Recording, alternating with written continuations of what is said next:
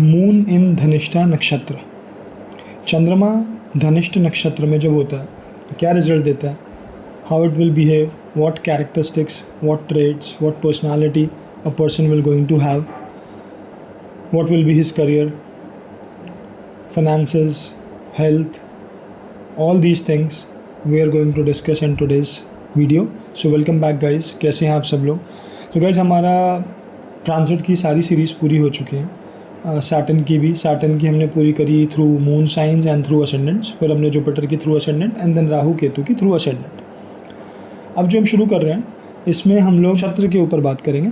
नक्षत्र जो है बहुत इंपॉर्टेंट होते हैं और कोई भी प्लैनेट जब किसी हाउस में बैठा होता है तो हम सिर्फ देखते हैं किस हाउस में है, किस साइन में है, किस डिग्री में है, किसी के साथ कन्वेंशन है या नहीं है, क्या दशा चल रही है, क्या ट्रांजिट है, ये सब चीज़ें तो सब देखते हैं। एक इम्पॉर्टेंट चीज़ और होती है जो देखनी चाहिए और बहुत लोग देखते हैं, मैं ऐसा नहीं बोल रहा, नक्षत्र। देखो जब तक आप नक्षत्र नहीं देखोगे ना, किस नक्षत्र में वो प्लैनेट बैठा, तब तक आपको उसके एक्चुअल रिजल्ट्स मिलेंगे ही नहीं। क्योंकि देखो कभी ऐसा हो सकता है कि आपका कोई प्लैनेट सपोज़ यहाँ बैठा हुआ है, ठीक है, राहु बैठा हुआ है। अब राहु को आप देखोगे कि वो कैप्रिकॉर्न के साइन में बैठा है, 8th हाउस में बैठा है, और इसके साथ सपोज करो यहाँ पे सन बैठा हुआ है, तो हम ये रिजल्ट्स निकालेंगे कि राहु सन के साथ बैठा हुआ है, ईगो की प्रॉब्लम हो सकती है, 8th हाउस में है, सो एडिक्शन टूवर्ड्स गैम्बलिंग या स्पेकुलेशन बिजनेस हो सकता है, या फिर एस्ट्रोलॉजी की तरफ काफ़ी ज़्यादा जा सकता है, ठीक है, ब्ला ब्ला लॉट ऑफ थिंग्स। पर इसमें एक और इम्पॉर्टेंट चीज़ होती है देखने की कि ये दोनों किस नक्षत्र में आ रहे हैं, ठीक है। नक्षत्र जो होता है वो प्लैनेट की काफ़ी सारी चीज़ें बदल देता है, क्योंकि जब आपको पता लगता है कि अच्छा ये इस हाउस में बैठ के किस नक्षत्र में, उस नक्षत्र को कौन रूल कर रहा है, कौन सा उसकी डेटी क्या है, कौन सा प्लैनेट उसको रूल कर रहा है, क्या रिजल्ट्स उसके अकॉर्डिंग मिलेंगे। देखो अभी तो आपको पता है कि दोनों शनि के साइन में बैठे हुए हैं, बट ज़रूरी नहीं है कि जब हम इसका नक्षत्र देखें तो उसका लॉर्ड चेंज हो सकता है, फिर वो उसके इफेक्ट्स भी इसके अंदर आएंगे। इसीलिए ऐसा होता है कि कई बार हम लोग ये देखते हैं कि ये प्लैनेट इस साइन में बैठा हुआ है, इस हाउस में बैठा हुआ है, बट फिर भी वो रिजल्ट्स नहीं मिल रहे, चेंज है या रिजल्ट्स में कुछ एडिशन है। तो वो कहाँ से आ रहा है? वो नक्षत्र से आता है, ठीक है। तो यही सब आज हम बात करने वाले हैं। तो हमारा जो आज का वीडियो है, पहला जो नक्षत्र सीरीज़ का शुरू हो रहा है वो है मून इन धनिष्ठा नक्षत्र। देखिए हम सबसे पहले मून की बात करेंगे, सारे मून का कवर करेंगे, पूरे 27 नक्षत्र जो हम पूरे करेंगे वो मून के लिए करेंगे। वाई? सी बिकॉज मून का सबसे इंपॉर्टेंट होता है। आप जब पैदा होते हो तो जिस नक्षत्र में आपका मून होता है उसी के लॉर्ड की आपकी दशा शुरू होती है। सो मून का नक्षत्र सबसे इंपॉर्टेंट होता है, उसके बाद लगन का होता है, फिर आपका दशा लॉर्ड का होता है, फिर और सारे प्लैनेट्स का होता है, ठीक है। सन का भी इंपॉर्टेंट होता है। तो मून सबसे ज़्यादा इंपॉर्टेंट होता है, वो आपकी ओवरऑल पर्सनालिटी, आपकी सारी चीज़ें बताता है, तो उसी के बारे में हम डिस्कस करेंगे। सो वीडियो को एंड तक देखिएगा, बहुत इंटरेस्टिंग होने वाली है। नक्षत्र का हम स्टार्टिंग कर रहे हैं आज से, ठीक है। चलिए, सो आज हम बात करने वाले हैं मून धनिष्ठा नक्षत्र। तो देखो सबसे पहले मैंने आपको बताया नक्षत्र 27 होते हैं, जिन्हें हम कॉन्स्टलेशंस भी बोलते हैं, ठीक है। तो देयर आर 27 कॉन्स्टलेशंस, उनमें से हर कॉन्स्टलेशन की एक पर्टिकुलर डिग्री डिफाइन है, एक हाउस, साइन, सब चीज़ें डिफाइन है, ठीक है। उसके बारे में भी हम बात करेंगे। सो धनिष्ठा नक्षत्र जो है इट इज़ द 23rd नक्षत्र। ये 23rd नक्षत्र होता है आउट ऑफ 27। मतलब आपका मून जो है वो यहाँ बैठा है, वो एक्वेरियस में भी हो सकता है, बट कहने का मतलब है कि last part of Capricorn that is 23 degree to 40 minutes से स्टार्ट होकर कैप्रिकॉर्न के 6 डिग्री 40 मिनट्स ऑफ एक्वेरियस तक, फर्स्ट पार्ट ऑफ एक्वेरियस तक जाता है, ठीक। ये आपका धनिष्ठा नक्षत्र होता है। अब देखो जैसे कि नेम है धनिष्ठा, तो इसका क्या मतलब है? It means the most beneficent और वेल्दीएस्ट, धनिष्ठा का मतलब होता है। पर अभी ये मत सोचो कि जिसका भी मून धनिष्ठा में होगा सब करोड़पति या ऐसा कुछ हो जाएगा, नहीं, ऐसा नहीं है। वी नीड टू अंडरस्टैंड कि ये कहता क्या है। मैं इसका सिर्फ आपको लिटरल मीनिंग बता रहा हूँ। धनिष्ठा का लिटरल मीनिंग होता है मोस्ट बेनिफिशिएंट या और वेल्दीएस्ट। ये जो नक्षत्र होता है ये एसोसिएट करता है हमारा wealth, fame and good fortunes. But ये ज़रूरी नहीं है कि ये सिर्फ मटेरियल वेल्थ हो, ये स्पिरिचुअल वेल्थ भी होती है, यानी spirituality, pursuit of higher knowledge, ठीक है। ये सब चीज़ें ये धनिष्ठा बताता है। अब कैरेक्टरिस्टिक्स क्या होती हैं जो मून होगा धनिष्ठा में, उसके लिए कैरेक्टरिस्टिक्स के बारे में अगर हम बात करते हैं तो धनिष्ठा जो होता है ना, ये एक ब्लेंड होता है, unique blend of creativity, intelligence and determination, ठीक। अब देखो डिटर्मिनेशन कहाँ से आ रही है? आपका कैप्रिकॉर्न से, बिकॉज कैप्रिकॉर्न में आ रहा है। क्रिएटिविटी कहाँ से आ रही है? ठीक है, आपका एक्वेरियस से, तो ये इन सब चीज़ों का ब्लेंड हो जाता है। अब इसमें क्या होगा, धनिष्ठा नक्षत्र जो होता है ना, ये कई बार ऐसे लोग जिनका मून होगा धनिष्ठा नक्षत्र में, ये लोग थोड़े से क्रिएटिविटी, जैसे मैंने बोला अगर ज़्यादा इफेक्ट होगा एक्वेरियस का, तो क्रिएटिविटी कैसे आ सकती है आपकी, म्यूज़िक, आर्ट्स, ठीक है, ऐसी चीज़ों में इनका इंटरेस्ट काफ़ी ज़्यादा हो सकता है।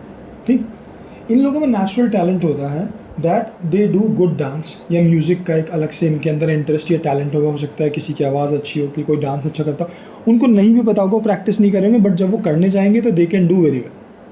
ठीक है, ये चीज़ें इनके साथ होती हैं। अच्छा, फिर ये लोग जिनका मून धनिष्ठा में होता है बहुत इंटेलिजेंट होते हैं, माइंड काफ़ी शार्प होता है, अच्छा काम करता है दिमाग, सोचते बहुत अच्छा है, डिसीजंस बहुत अच्छे रहते हैं।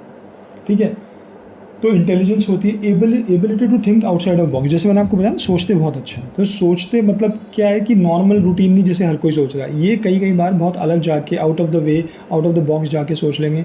कभी टेक्नोलॉजी की कोई चीज़ होगी, फॉर एग्जांपल कोई आईटी में है, कोई प्रोग्राम लिख रहा है, किसी को डिज़ाइन करना है, तो वो चीज़ें जाके डिज़ाइन या प्रोग्राम कर सकता है, जो कि एक नॉर्मल सब लोग कर रहे होंगे, बट वो उससे अलग जाके कुछ चीज़ें अचीव करेगा, बट वो उससे कुछ ना कुछ अलग जाके सोच के किसी और तरीके से इम्प्लीमेंट करेगा। ठीक है, just to give an example कि आउटसाइड ऑफ द बॉक्स कैसे थिंकिंग हो सकती है। ठीक, इसी पैटर्न पे जैसे मैंने आपको बताया कि ये आउट ऑफ द बॉक्स जाके कोई डिफरेंट प्रोग्राम, डिफरेंट डिज़ाइन कर सकते हैं। इनकी प्रॉब्लम सॉल्विंग स्किल्स बहुत अच्छी होती है, जो लोग का मून धनिष्ठा में होता है। कोई भी आप इन्हें प्रॉब्लम दो, किसी भी तरह की, कोई एप्टीट्यूड वाली हो, लॉजिकल हो, रीजनिंग हो, तो they will do very good in that, क्योंकि यहाँ पर इनका जो मून है वो सपोर्ट करता है इस चीज़ों को, जब भी धनिष्ठा आएगा। ठीक है, अच्छा, एम्बिशियस होते हैं बहुत ज़्यादा। ठीक है, जब मून धनिष्ठा में होता है तो इन लोगों के अंदर एक स्ट्रॉन्ग डिज़ायर होती है कि हमें सक्सेस लेनी है, हमें अपने गोल्स अचीव करने हैं। इनका दिमाग अपने गोल्स पे बहुत ज़्यादा रहता है। ठीक, मुझे कुछ बनना है, मुझे ये चीज़ करनी है, मुझे इस कंपटीशन में सेलेक्ट होना है, ऐसी चीज़ें इनके अंदर बहुत ज़्यादा होंगी, और ये लोग अचीव भी करते हैं। ठीक है, बिकॉज मैंने बताया ना आपको, डिटर्मिनेशन बहुत अच्छा होता है इनका, बहुत डिटर्मिन्ड होता है, तो ये वो सारे एफर्ट्स लगाते हैं करने को। देखो, अब ज़रूरी नहीं है कि धनिष्ठा वाले अगर बैठ के सोचें कि मुझे बिलियनर बनना है तो सारे धनिष्ठा वाले बन जाएं, इवन वो एफर्ट्स भी डालेंगे, नो क्योंकि हम यहाँ पे सिर्फ एक बहुत छोटी सी बात कर रहे हैं। अगर पूरे हॉरोस्कोप को एक ब्रॉडर स्केल पे देखें कि हम सिर्फ मून की बात कर रहे हैं, मून धनिष्ठा में बैठा, मून के साथ कौन है, मून के क्या कहते हैं और प्लैनेट्स कैसे बैठे हुए हैं, वीनस कैसे बैठा है, अगर मैं सिर्फ वेल्थ की बात कर रहा हूँ, जुपिटर कैसा बैठा हुआ है। ठीक है, फिर अभी ये 8th हाउस है, हो सकता है किसी का 12th हाउस में आ रहा हो कैप्रिकॉर्न, किसी का 3rd हाउस में आ रहा हो, सो वो सारी चीज़ें भी इफ़ेक्ट करती हैं। तो ये ज़रूरी नहीं है, बट हाँ, ये लोग एफर्ट करते हैं, ये लोग अचीवर्स होते हैं, ये लोग डिटर्मिन्ड होते हैं, ये सारी चीज़ें इन लोगों के अंदर बहुत ज़्यादा होती हैं। ठीक है, अब इन लोगों का जैसे मैंने आपको बताया कि आउट ऑफ द बॉक्स सोचते हैं, तो ये ज़रूरी नहीं है ट्रेडिशनल पाथ पे चलें, ये अपना पाथ खुद भी डिफाइन कर लेते हैं किसी चीज़ को पाने के लिए। ठीक है, कि यार ये नॉर्मल नॉर्म है दुनिया का, मुझे फॉलो नहीं करनी। सब लोग एक काम कर रहे हैं, सब लोग एक पर्टिकुलर एक पाथ फॉलो कर रहे हैं, नहीं, मुझे नहीं करना, मैं दूसरा पाथ फॉलो करके उस डेस्टिनेशन में पहुँचूँगा। फॉर एग्जांपल, एक नॉर्मल एक रोड पर सब लोग जा रहे हैं ए टू बी जाने के लिए, तो नहीं, ये लोग कोई एक नया रास्ता ढूंढ लेंगे ए टू बी जाने के लिए, नॉर्मल जिस पे सब जा रहे हैं उस पर नहीं जाएंगे। अलग सोचते हैं। ठीक है, तो डिफरेंट चीज़ें, चैलेंजेस, अपॉर्चुनिटीज़, इनको चैलेंजेस फेस करना बहुत अच्छा लगता है। ठीक है, कहीं भी किसी चीज़ में कोई चैलेंज होगा तो दे ऑलवेज स्टूड अप कि हाँ ठीक है, मैं करूँगा, मुझे करना। बट हर चीज़ का जब पॉजिटिव होता है तो नेगेटिव भी होता है। नेगेटिव क्या है, समटाइम्स, और डिपेंड करेगा और सिचुएशन पे भी, बट एक जनरल मैं आप लोगों को बात बता रहा हूँ कि इनके इमोशनल टर्बुलेंस भी होते हैं, मूड स्विंग्स होते हैं। ठीक है, रेस्टलेसनेस होती है इन लोगों के अंदर कि ऐसे करना है, अभी करना है, क्या करना है, वो सारी चीज़ें चलती रहती है दिमाग में ना, तो थोड़ा सा इसीलिए इन लोगों को बोला जाता है कि थोड़ी सी इमोशनल स्टेबिलिटी और बैलेंस पे वर्क करें। कई बार ये लोग एक तरफ ओवर चले जाते हैं, अगर पीछे भाग रहे हैं किसी काम के तो उसी पे पड़ जाएंगे, दूसरी तरफ सोचेंगे, तो सम टाइम स्टेबिलिटी ख़त्म होती है। तो स्टेबिलिटी को बनाने के लिए they should work on that stability, emotional भी और वैसे भी ओवरऑल। ठीक है, अच्छा, फिर क्या होता है, जैसे मैंने आपको बताया, कई बार ये लोग मटेरियल सक्सेस के पीछे बहुत ज़्यादा भाग जाते हैं। पैसा पैसा पैसा, या कंफर्ट्स, मुझे जॉब इसलिए करनी है, मुझे हायर उस पर जाना है क्योंकि मुझे पैसा चाहिए, तो मटेरियल चीज़ों के पीछे बहुत ज़्यादा भाग जाते हैं। But sometime they have to strike a balance between material and spiritual pursuits, कि मुझे चाहिए क्या। ठीक, फिर ये लोग क्या हैं, कई बार ये लोग अनप्रोडिक्टेबल भी हो जाते हैं। जैसे अब आप जानते हो जो आदमी इतनी सारी चीज़ें मैं आपको बता चुका हूँ इनके बारे में, तो अनप्रेडिक्टेबल होना बहुत आसान है, ठीक है। आप कुछ सोच रहे हो नॉर्मल, क्योंकि आउट ऑफ द बॉक्स जाते हैं, आउट ऑफ द वे जाते हैं, आप कुछ सोच रहे हो इनके बारे में बट ये कुछ अलग ही कर जाएंगे, ठीक है। तो जो इनकी अनप्रेडिक्टेबिलिटी होती है वो भी कई बार लोगों को अच्छी नहीं लगती, क्योंकि बिकॉज जैसा सामने वाला एक्सपेक्ट कर रहा है वैसा बिहेव नहीं कर रहे हो, तो ऑब्वियसली आपको वो गलत जज कर लेगा। हम बात करते हैं इनके करियर और रिलेशनशिप्स में, ठीक है, किस टाइप के करियर में लोग अच्छा कर सकते हैं। देखो जैसे मैंने आपको पहले ही बताया था, क्रिएटिव होते हैं, तो ऑब्वियसली ये लोग म्यूज़िक, आर्ट्स, इनोवेटिव थिंकिंग होती है, तो कुछ अलग इन चीज़ों में सोच सकते हैं। म्यूजिशियंस अच्छे हो सकते हैं, आर्टिस्ट अच्छे हो सकते हैं, बट ज़रूरी नहीं है कि जिन जिनका भी मून धनिष्ठा में हो म्यूज़िक आर्ट की तरफ गए हों, उसके लिए और भी कॉम्बिनेशन हमें देखने पड़ते हैं। बट इन लोगों का एक इंटरेस्ट होता है गाने गाने में, डांस करने में, एक आर्ट्स में, क्रिएटिविटी में होता है एक इंटरेस्ट, तो अगर ये वहाँ चाहें तो एक्सेल कर सकते हैं, बट नॉट नेसेसरी। हो सकता है मून धनिष्ठा वाला किसी बहुत ही मोनोटोनस सी और किसी नॉर्मल सी जॉब में बैठा हो, डेस्क जॉब में बैठा हो, बट अगर आप उससे पूछोगे कभी उसको मौका मिलेगा तो वो बहुत अच्छे से आर्ट कर सकता है, डिज़ाइन कर सकता है, गाना गा सकता है, उसको डांस करने का भी शौक हो सकता है, तो ये सारी चीज़ें होंगी, बट समटाइम वो सरफेस पे नहीं आती। अब दूसरा करियर इन लोग के लिए जो अच्छा हो सकता है वो क्या हो सकता है, ये they can be good entrepreneur और इनोवेटर्स। क्यों मैं ऐसा बोल रहा हूँ, बिकॉज जैसे मैंने आपको बताया कि ये लोग अनकन्वेंशनल सोचते हैं, इंडिपेंडेंट रहना चाहते हैं, ठीक है। सो ये सब चीज़ें जो होती है एंटरप्रेन्योर और इनोवेटिव लोगों के लिए अच्छी रहती है। साइंटिस्ट और researchers, because they are very analytical, problem solving skills इनकी बहुत अच्छी होती है, तो ये सारी चीज़ें ये लोग अच्छा कर सकते हैं। बट देखो ज़रूरी नहीं है कि अगर मैंने बोला साइंटिस्ट और रिसर्चर, तो ज़रूरी नहीं है कि आप आईटी की जॉब में नहीं हो सकते या आप डॉक्टर नहीं हो सकते, तो आप बिल्कुल हो सकते हो, आईटी में भी हो सकते हो, आप मेडिकल में भी हो सकते हो। क्यों, वहाँ पर भी तो आपकी ये जो इंटेलेक्चुअल है या आपकी प्रॉब्लम सॉल्विंग स्किल्स अच्छी है या आपकी एक डिफरेंट अप्रोच, डिफरेंट सोच है, वो भी तो काम कर सकती है ना।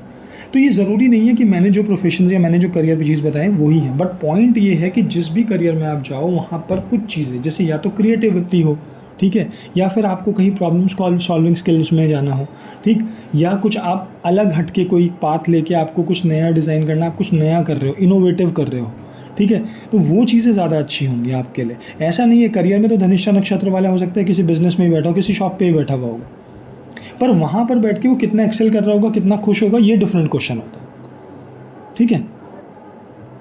तो हो सकता है मून इन धनिष्ठा वाला एक टीचर भी हो, ठीक है, एक टीचर भी आपको मिल जाएगा, बट अगर वो वहाँ पर अपनी इन चीज़ों को यूटिलाइज़ नहीं कर पा रहा, ठीक है, जैसे कि dance, music, innovation, problem solving skills या कुछ और इस तरह की कोई चीज़ें, या जो भी मैंने आपको क्वालिटीज़ बताया, अगर वो उनको यूटिलाइज़ नहीं कर पा रहा, then he will not be a happy person completely. काम तो करना, ये सबको करना होता है, but try and understand what I am trying to say कि क्या चीज़ें अच्छी हैं, कैसे ये लोग होते हैं, और अगर ये किसी भी प्रोफेशन में होंगे, बट स्टिल अगर आप इनका प्रॉब्लम सॉल्विंग स्किल्स देखोगे, आप इनकी क्रिएटिविटी देखोगे, तो वो हटके होगी, धनिष्ठा मून की होगी, ठीक है। They are very stable, they are very balanced, ठीक है, वो सब चीज़ें इन लोगों के साथ होता है।